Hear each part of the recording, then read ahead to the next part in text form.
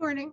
I'm Catherine Sheen from Special Olympics Manitoba, and I'm recording this video today to help family administrators register and afterwards enroll their athletes. A family administrator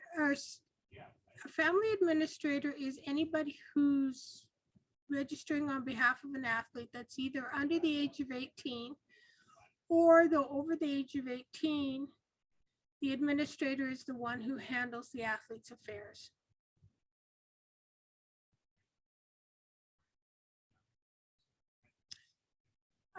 Sorry about that, momentary brain freeze here. I'm going to start by sharing my video or my screen, and then I literally will register and as a family administrator on the system and go from there. Okay, 1 second.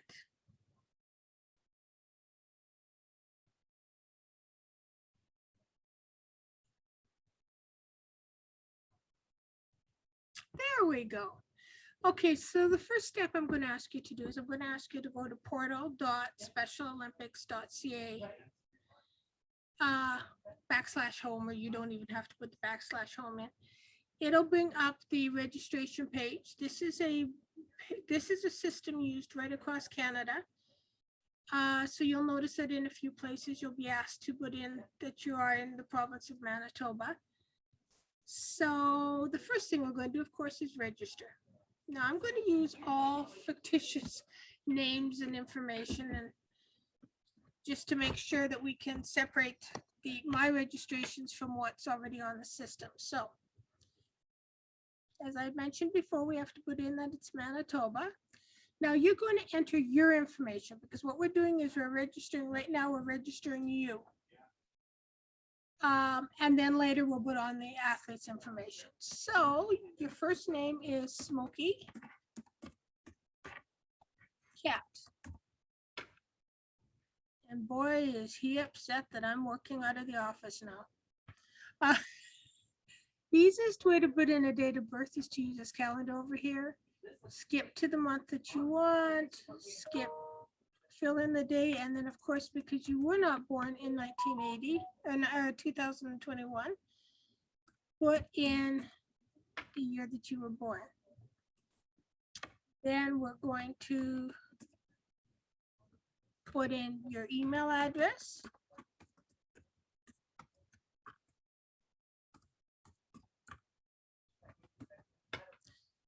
And as your parent or guardian of an athlete, you're going to click on the parent guardian and you're going to register.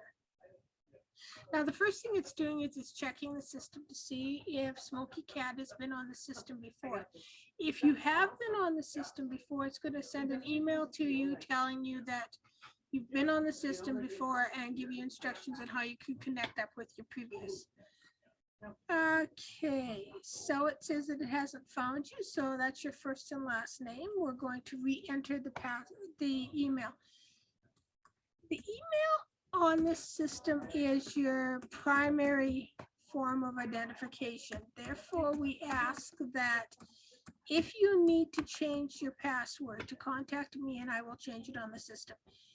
If you try registering with a new password, it's not going to identify you from before, and it's going to set up a parallel registration. And then I have to go in and I have to combine the two.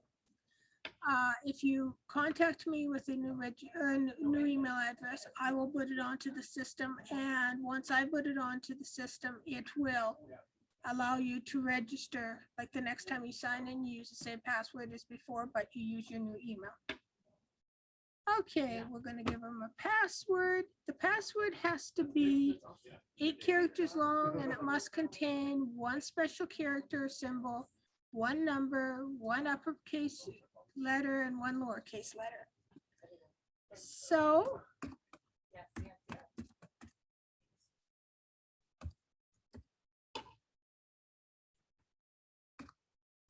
and again, make sure that you use the same password on both sides.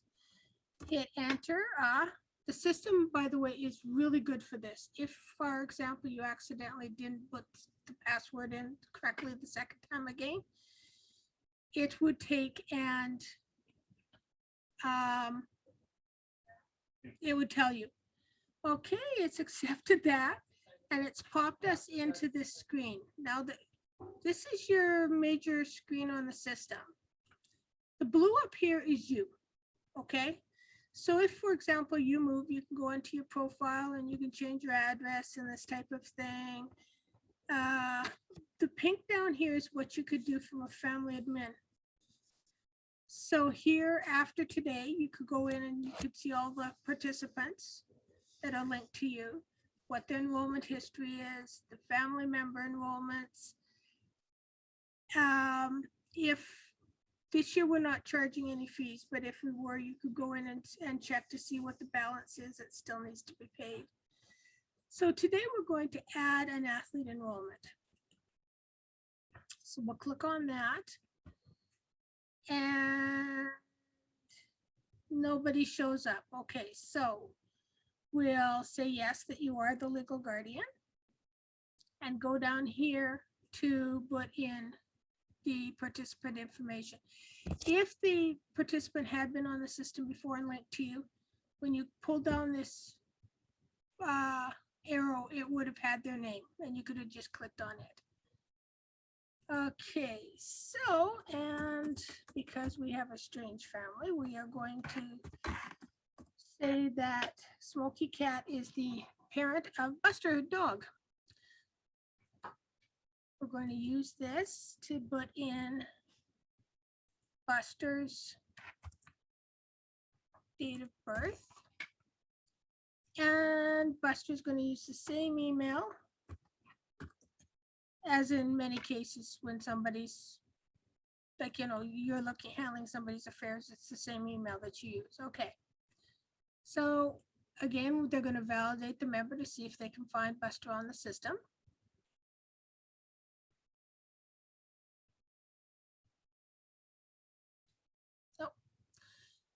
So he has not been found on the system, so please continue with the enrollment process. It's confirmed that it's Buster that we're going to be enrolling now. So the next stage is the waivers. Now remember, you're registering on behalf of Buster. So therefore, you're going to sign these waivers on his behalf. I encourage you to take a few minutes on this and actually read the full waivers. But I am going to just today, to kind of speed things along, I'm going to just quickly explain what the waivers cover. The participation waiver must be completed and it must say yes. Simply because it is the waiver that covers the fact that you know that you are, or that Buster will be participating in a sporting event. He may get hurt. If he gets hurt and you are not immediately available, we will get him the appropriate medical help while we are contacting you. It's the that he does not have a criminal record, and or that you're to notify us if he does. Most criminal records are fine, the DUIs, that type of thing, but there are a few criminal offenses that an athlete can have that would make them ineligible to become a Special Olympic athlete. So, so yes, the participation waiver is very important. I will say yes. Have they ever been charged or convicted of any criminal offense as outlined in the waiver? No. So the second thing is the media release opt-out. If you have ever seen pictures or any of our ads on TV or in the paper or on the buses or whatever, you will notice that we use the athletes as our main advertising tool, simply because of the fact that that's why we're here. So this just allows us to use that as the, sorry about that. That's what called having a cell phone that you forgot to mute. this just allows us to use their pictures, their words sometimes. Sometimes we actually have the athletes talk. And if you don't want that to happen, you can just click on I do not want Special Olympics to use. Communications is not a waiver, it's just asking your permission. Through the year, we occasionally send out emails about events that are coming up, offers that we have for our athletes, that type of thing. And this just allows us, if you put yes in here, it will allow us to take and contact you, usually by email if you have one. Please notice, by the way, something I hadn't mentioned before is some of these have arrows behind or little red stars behind them. That means you must complete these in order to complete the registration. Okay, once a year, I contact everybody about registration. So this is, again, is that okay? Can I contact them regarding registration? I'd say in most cases, people put yes in there because it would be very hard to do registration if I can't contact the athlete. Privacy, it's a twofold. It's your warranty that if you hear information about other athletes, we try as much as possible for that not to happen, for discussions to take place in privacy and that type of thing. But if you do by any chance do hear anything, that you will keep it private to yourself. On the other side, the information that we collect on this system and otherwise stays within Special Olympics. Now, it could be Special Olympics Manitoba, or if you go to national games, it could be Special Olympics Canada or Special Olympics International, but it stays within Special Olympics. So again, we're going to say yes. The last one is the code of conduct, and it's kind of self-explanatory, but as I said, please read all these waivers. And it's just how we want our athletes to conduct themselves. And we would hope that everybody here can say yes, that is how they will conduct themselves. Okay, the next step is a program search. Now, I have only set up one program, but hopefully by the time you go to register, I will have more in there. Okay, so it's Bust Your Dog. The easiest way to search for a program is simply to put in the province and the sport. And why I say that is because here in Manitoba, we don't have any, like even if you took the whole province, the sport with the most clubs is 5-pin bowling, but most people could choose, like, their program out of a list of 15. But if you want to, you can put region in there and put in what region that particular person has, the program is in, okay? So here we've got, we searched and we've got the Mosaic All-Stars, which is the one, as I say, that I loaded.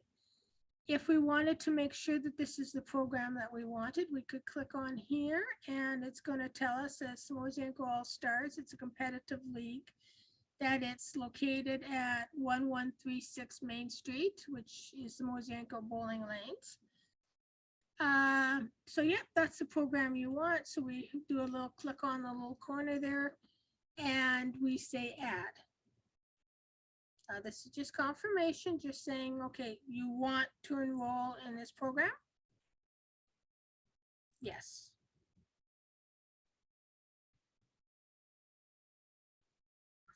Now, please notice that this places this program in the in-progress enrollment. What that means is until we actually, and I'll tell you when we hit that spot, but until we actually get to registering for a particular program, your enrollment is in progress. And therefore, we would not know that Buster was registered for this program unless it was changed. If you've changed your mind in the meantime and don't want to be in the All-Stars, you can click this little subtraction key and take away the registration. Okay, so member profile.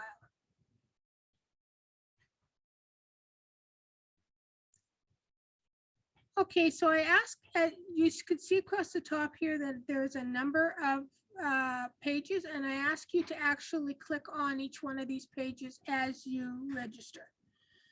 Okay, so the system has given Buster a unique ID. There's his birth date, there's his email address. If you prefer him to be a Mr. or Ms. or whatever, you can fill this down. His first name is Buster. Sex, there are 3 options. There's male, female, or other. So I am going to, just to make it easier, I am going to take other, and I'm going to put in here that he identifies then it says gender identify, so I have to put in what he identifies as. And it's because in Special Olympics, an athlete is treated in the sexual orientation that they identify as. So he would be roomed with, etc., the male athletes. Cultural background, there's numerous different choices. If you,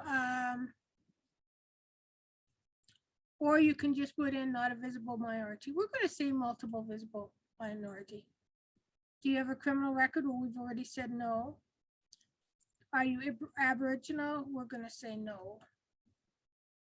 Nickname. Now, his name is Buster, but let's say we call him Pete. Okay? This would tell the coach that he probably wants to be called Pete, regardless of his legal name being Buster. He doesn't need to do a criminal record check. Here, okay, we've got the, we have one email address. If there's a second or a third one, you can put them in. You could put in a home phone number. Most people just go by their cell numbers now. Business phone, fax. I don't think anybody's ever filled out their fax number. Primary, okay, first of all, sorry, we're going to go here, Twitter, LinkedIn, Instagram, Facebook. You can put whatever you want on there. I'm taking out the fact that I have Facebook. Primary language is English. Okay, contact allowed.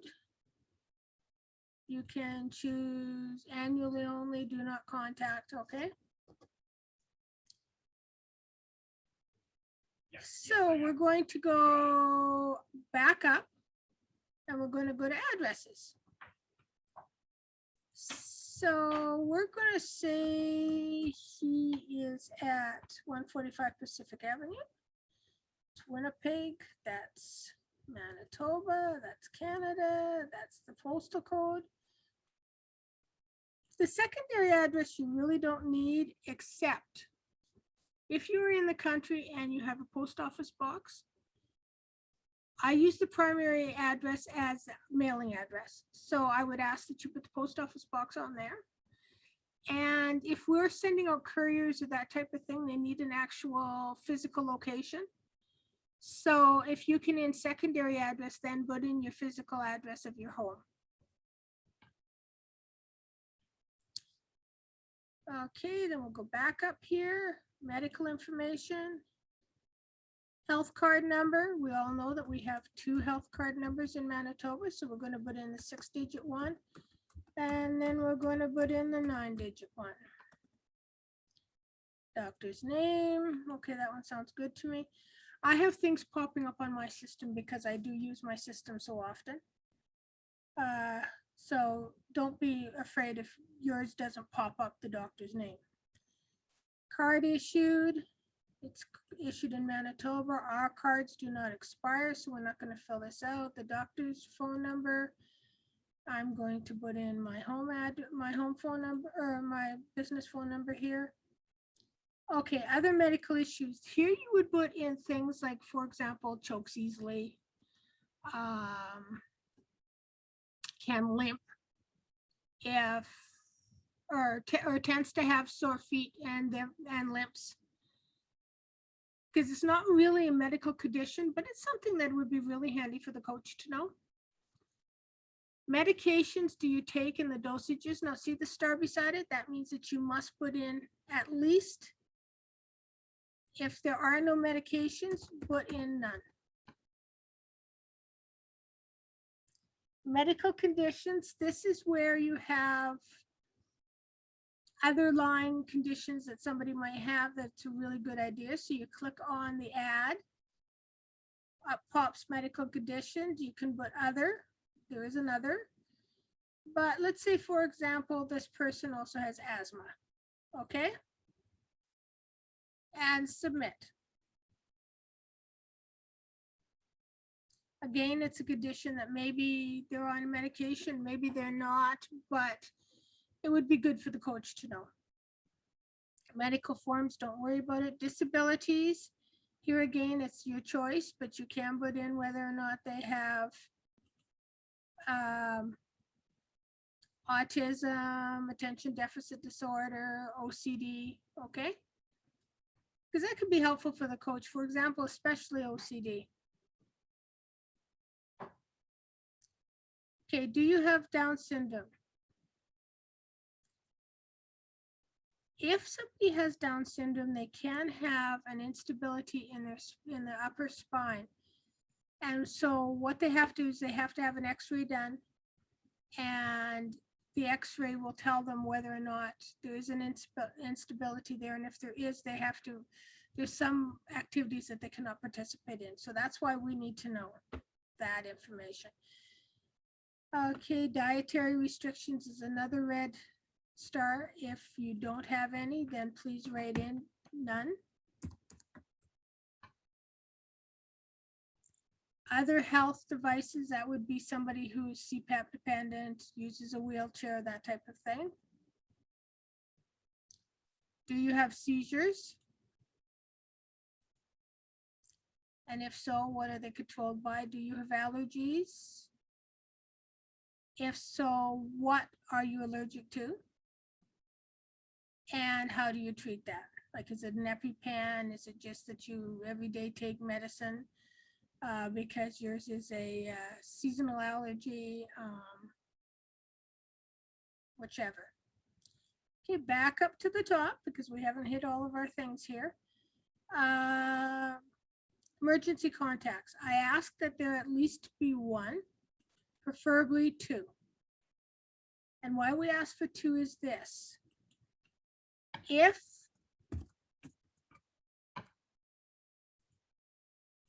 I'm going to become this person's emergency contact, if I can figure out how to spell my name, but what if I'm not available? What if I'm out of town or whatever?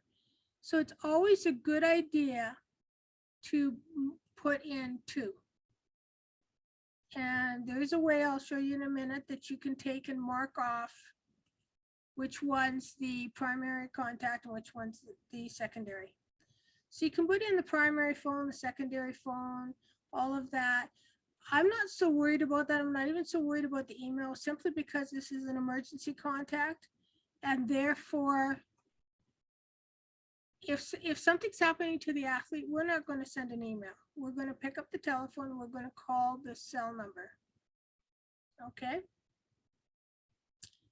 I am the only contact on this one, so I'm the primary, but you could see where you could, for example, then I could maybe put on an aunt or an uncle or something like that and make them the secondary. This piece here is really important, especially if an athlete is in a group home, because who do you want us to contact first? Some group homes insist that they be the primary contact because they are responsible for the athlete as long as they live in that home. Some parents want it to be them. So I'll leave you to fill out, and we'll go accordingly. So, okay, now member training, we don't have to worry about. That's for volunteers. Participant profile. So this is to give us more information regarding this. So it's on Buster. The reason joined, that's mostly volunteer, but you can put in his shirt size.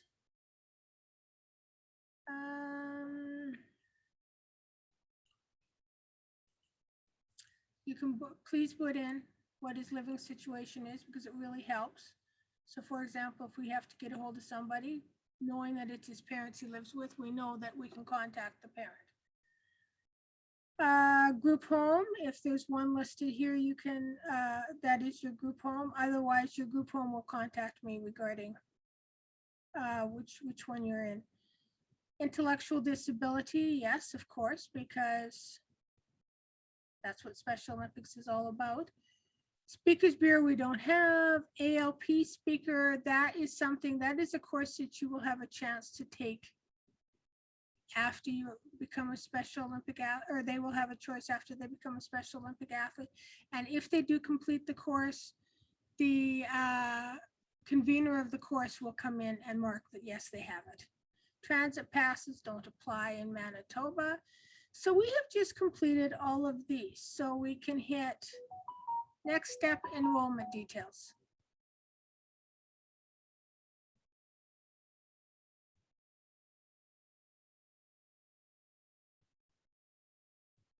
Okay, so you have enrolled Buster in the Mosaic All-Stars.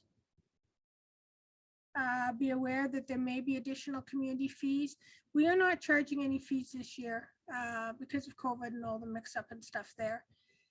But because this is a 5-pin bowling, there will still be lane fees, and that's the facility, and we don't have any choice there. Now, if there were any fees, you could go to next step payment information.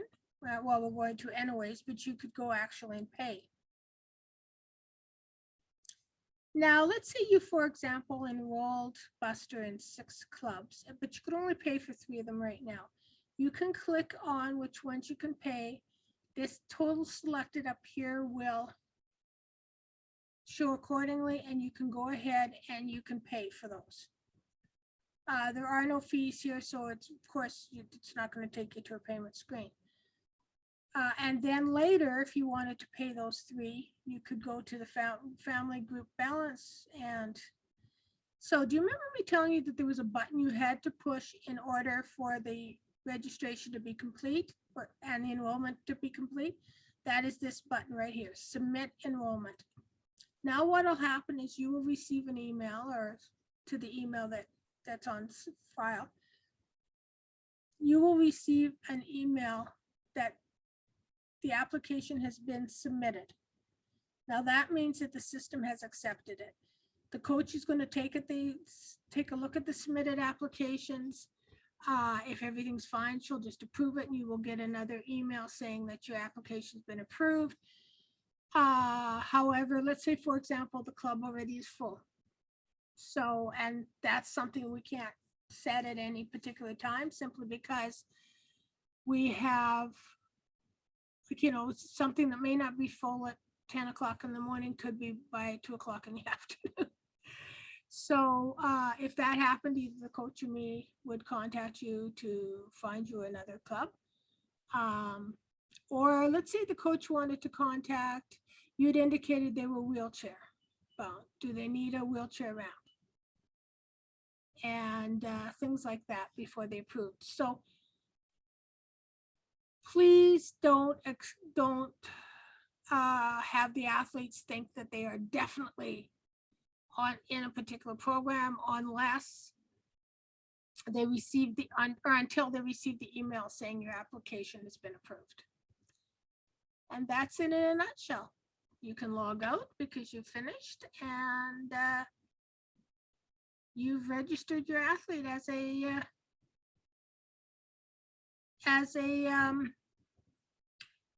or you've registered your son as an athlete. It's got to be Monday morning because my tongue is twisting here, and I apologize. Thank you very much, and have a great day.